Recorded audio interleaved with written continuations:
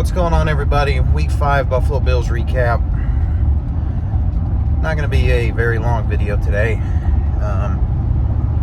Really not a whole lot more to say about this team that's any different than what I covered the previous week after they got stomped out in Baltimore. This time they go down to Houston. They have the quote-unquote Stephon Diggs revenge game, whatever that's supposed to mean. But it was supposed to be, two of the top, I would say, 4 AFC teams, going to battle early in the season. It was, definitely a matchup I was looking forward to, and I don't know, to start the game, it definitely was not very evenly matched. Houston looked by far to be the better team. Buffalo's offense just could not get anything going. I mean, that was kind of the story of the whole day, to be honest with you. But the Bills' offense just was really hurting. Just to get things going. Obviously, going into the game, Josh was going to be without Shakir, and he's obviously been by far his favorite target this season. And so that hurt them definitely. And the Bills' defense is still struggling, man. They're having a rough time against some of these top tier offenses in the league. And to start the game, Houston was having their way with them. It looked pretty easy for them the first half. To the Bills' credit, at least defensive-wise, they stepped up. They made some plays in the second half, got some turnovers. And in the end, they were the reason why the Bills were even in the game at all. But, ultimately the Bills find a new way to lose at the last second at the end of this game. Houston kicks a 58-yard field goal to win the game and drop Buffalo to 3-2. And just now we're left with another week of scratching our heads and wondering what in the world's going on up there in Orchard Park. It is kind of a new record. We've reached week 5 and people are already screaming for McDermott's head. And it's justified, man. This isn't going to be much of a recap, as it is kind of more of a venting session, but I don't know what Buffalo was doing there that last possession of the game. They were pin deep in their own territory. There was only, I think it was less than 30 seconds on the clock. Can't remember the exact time, but it was very little time. All Buffalo had to do was just run the ball, QB sneak the ball, something to just, run the clock out, take it to overtime, and, live to fight in overtime. But for whatever reason, I don't know if it was Joe Brady's call, if it was Sean McDermott's call, or what the thought process was, but you throw it 3 times, 3 incompletions, the clock barely moves, and then you're pinned so far deep in your own territory that you punt it, and Houston takes over in field goal range. And that's just, gosh, it's so asinine, and it's so frustrating to watch.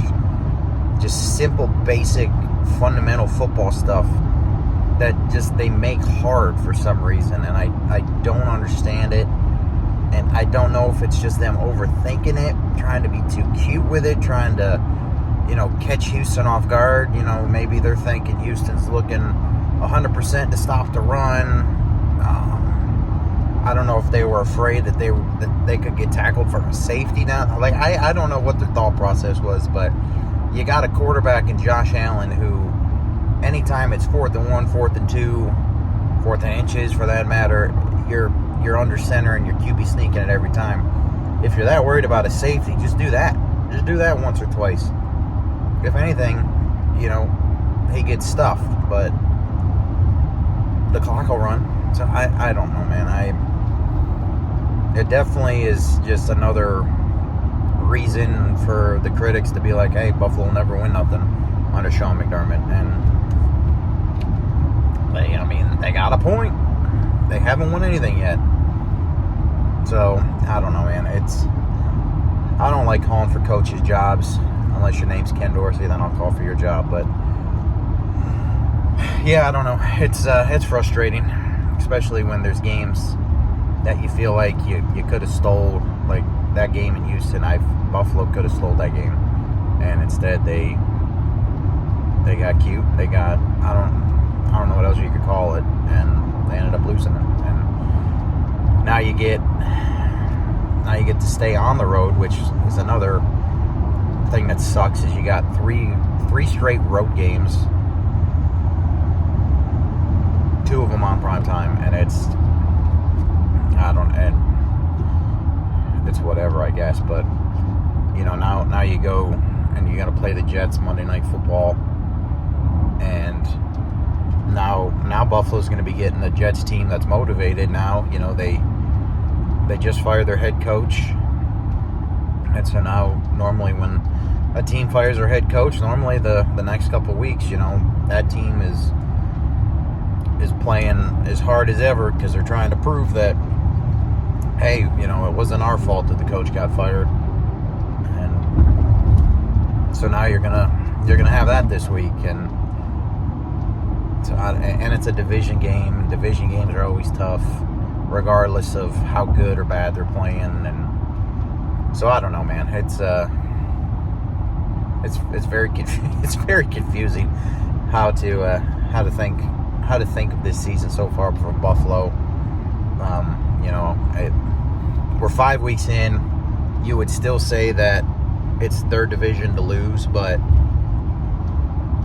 at the same time, it doesn't feel like it. It feels like it's still up for grabs. It's still between the Jets and the Bills, and and who knows if the Jets and the Bills both squander and play footsie here for a couple weeks, and then Tua comes back, assuming he comes back, and Miami can get hot, then who knows, maybe they could come out of left field and steal it. So it's like it's a weird position to be in right now. Granted, we're only 5 weeks in, a lot of football left to play, but I don't know, it's very strange, very irritating, just all the emotions watching the Bills play football. So I don't really have a whole lot else to add from the game, other than they need to shake this off. They really need to get back to playing just Buffalo Bills football, man. And the one thing that they need to do, I will say this, they need to stop abandoning the run game. I don't know why.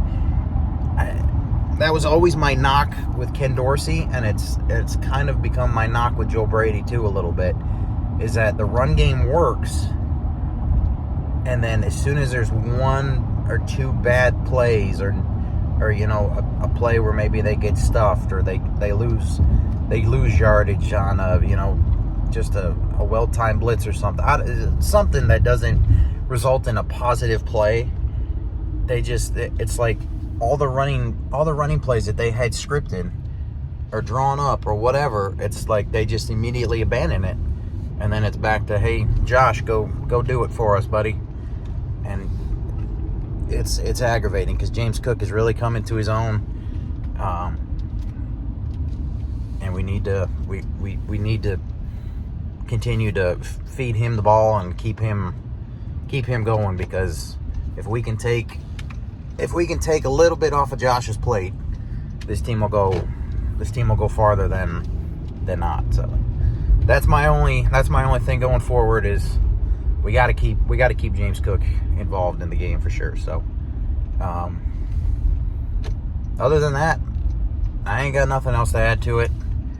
If I'm forgetting something, y'all drop it in the comments, let me know. But until then, I guess we'll see you next week after Monday Night Football. Hopefully Buffalo rights the ship, ends this 2-game losing streak, and